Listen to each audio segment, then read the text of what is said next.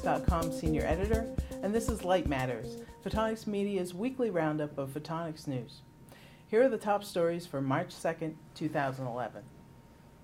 People who knowingly aim laser pointers at aircraft, an act that can distract and even briefly blind pilots, could face fines and up to 5 years imprisonment under a bill passed by the House on Monday.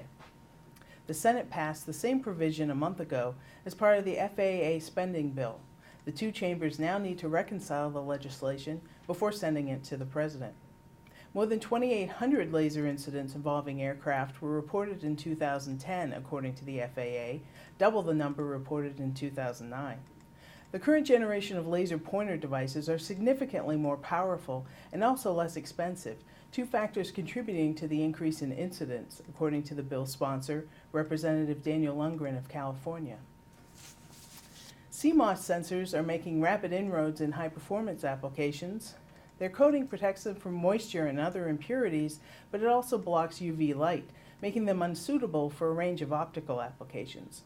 Scientists at the Fraunhofer Institute for Microelectronic Circuits and Systems discovered that by increasing the portion of nitrogen in the silicon nitride coating, they could produce a protective layer with the same properties, but that also reduces the absorption of shortwave light. The new sensors can be used in wavelength ranges down to 200 nanometers. With standard processes, the limit was about 450. It could vastly improve the accuracy of UV spectroscopy and provide more detailed images in fluorescence microscopy, its developers say. Purdue University physics professor David Nolte has developed holographic tissue dynamic spectroscopy, or TDS, a technique that allows scientists to peer inside cells using holography and lasers. The technique measures the living motion going on inside a cell and reveals how cells modify their activities in response to applied drugs. The holographic approach removes the light scattered by skin and tissue to uncover a previously unseen object. Combining holography with lasers allows the researchers to see all the way through a tumor and not just the surface. TDS, which can test 384 different drug compounds in 6 hours, was highlighted in a letter in a recent issue of the Journal of Biomedical Optics. And now here's Managing Editor Laura Marshall to tell us what we can look forward to in the March issue of Photonics Spectra. Welcome, Laura. Thank you, Melinda. What do you have for us this month?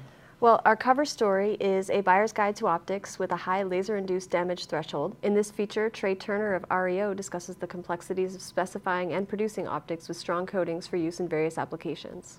Does the article deal with any specific wavelengths, or is it just a general overview?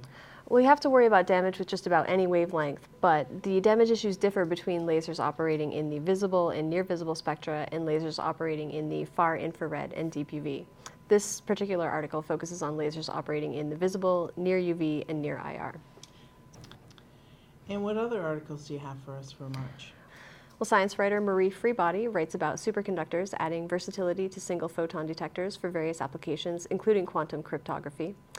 We also have a feature from regular contributing editor Hank Hogan, in which he discusses particle analysis for the study of climate change and also for manufacturing semiconductors, MEMS, and more. In another feature, James Joubert and Deepak Sharma from Photometrics compare EMCCD and scientific CMOS sensors for low-light microscopy conditions. And we have a contributed piece from science writer Del Williams, who looks at moisture control systems that are integrated into electro-optical equipment. Thanks, Laura. That sounds great. Fiber laser maker IPG Photonics released its quarterly financials on Friday, and its 86% revenue increase and earnings for the quarter that beat Wall Street expectations sent its stock soaring 12% that morning, and also boosted laser stocks across the board by nearly 5%.